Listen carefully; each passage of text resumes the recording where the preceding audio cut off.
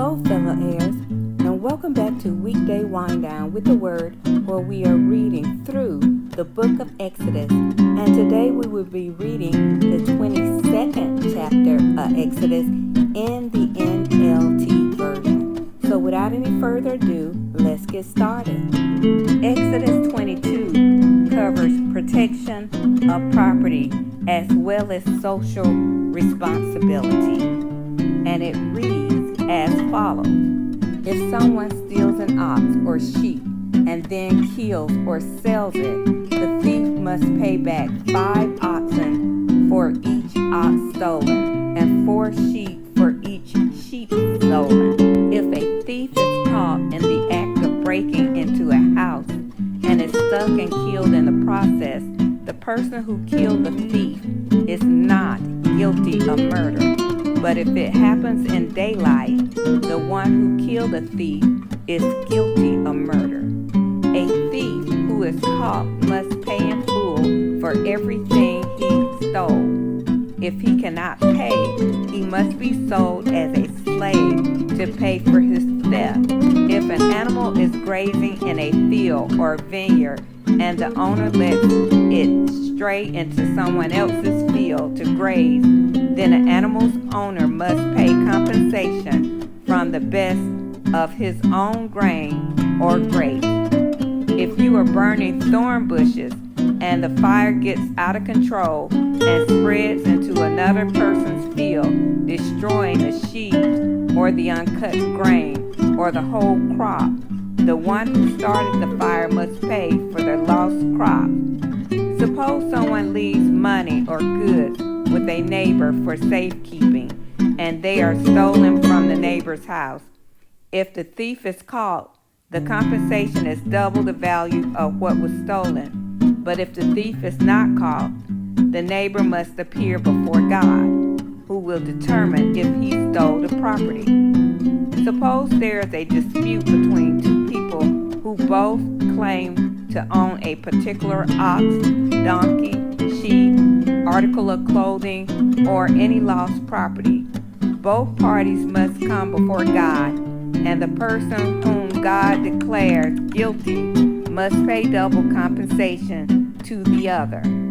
Now suppose someone leaves a donkey, ox, sheep, or any other animal with a neighbor for safekeeping, but it dies or is injured or is taken away, and no one sees what happened. The neighbor must then take an oath in the presence of the Lord. If the Lord confirms that the neighbor did not steal the property, the owner must accept the verdict, and no payment will be required. But if the animal was indeed stolen, the guilty person must pay compensation to the owner. If it was torn to pieces by a wild animal, the remains of the carcass must be shown as evidence, and no compensation will be required. If someone borrows an animal from a neighbor and it is injured or dies when the owner is absent, the person who borrowed it must pay full compensation. But if the owner was present, no compensation is required. And no compensation is required if the animal was rented, for this loss is covered by the rental fee. Social responsibility. If a man seduces a virgin who is not engaged to anyone and has sex with her, he must pay the customary bride price and marry her. But if her father refuses to let him marry her, the man must still pay him an amount equal to the bride price of a virgin. You must not allow a sorceress to live. Anyone who has sexual relations with an animal must certainly be put to death. Anyone who sacrifices to any god other than the Lord must be destroyed. You must not mistreat or oppress foreigners in any way. Remember, you yourselves were once foreigners in the land of Egypt. You must not exploit a widow or an orphan. If you exploit them in any way and they cry out to me, then I will certainly hear their cry. My anger will blaze against you, and I will kill you with a sword. and your wives will be widowed, and your children fatherless. If you lend money to any of my people who are in need, do not charge interest as a moneylender would. If you take your neighbor's cloak as security for a loan, you must return it before sunset. This coat may be the only blanket your neighbor has. How can a person sleep without it? If you do not return it, and your neighbor cries out to me for help, then I will hear, for I am merciful. You must not dishonor God or curse any of your rulers. You must not hold anything back when you give me offerings from your crops and your wine. You must give me your firstborn sons. You must also give me the firstborn of your cattle, sheep, and goats. But leave the newborn animals with its mother for 7 days, then give it to me on the 8th day. You must be my holy people.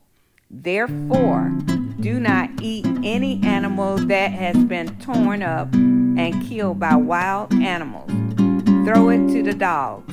And that concludes the reading of chapter 22. As I sat back and I thought about what I just read, I thought about how God gave us an example of how to handle disputes.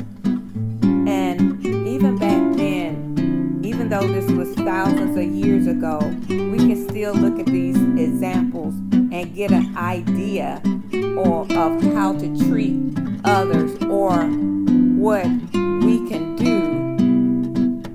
if there is a dispute, or if we do somebody wrong.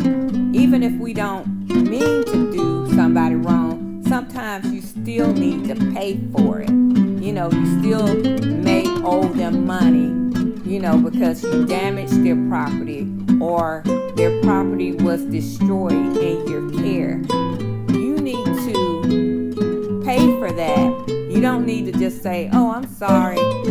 I could, if it's something small and minute that really doesn't matter, that's one thing. But if it's something of some substance that they would come to you and ask you to care for this particular item, then they probably really care about that particular thing. And if it gets damaged while it's in your care, then you really should pay for it. Now, if they say no, that's okay, then that's between you and that person.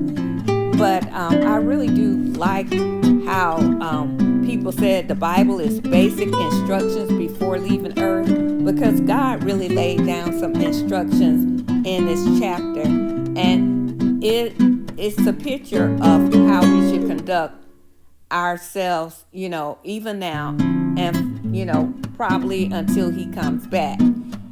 So we get an idea of how to treat one another in this particular chapter. So I really like this chapter.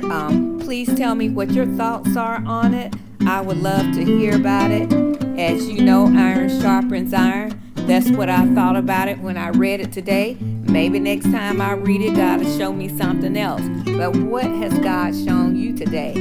Please make sure you make a comment so that I'll know and others can read your thoughts of what the Lord showed you. I'm going to end it right here. Thank you once again for listening to Weekday Wind Down with the Word, and have a blessed day.